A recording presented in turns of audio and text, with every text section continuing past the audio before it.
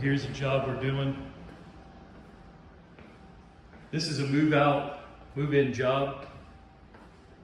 There's a client moving into this place.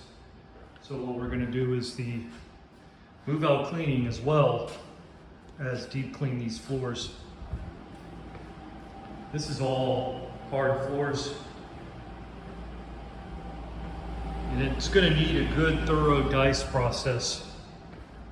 Then we're going to buffer the floors, but we're gonna dust a little bit and do some other things in here, but this gives you an idea of what we're gonna do. And I like these tile floors here. It's kind of unusual. You don't see many like this. That's nice. We're gonna make it look even nicer. These floors look rather new, but you could see there's a lot of,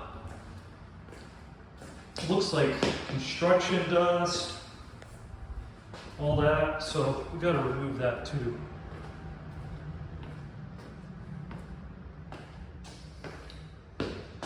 This is vinyl, but it's nice.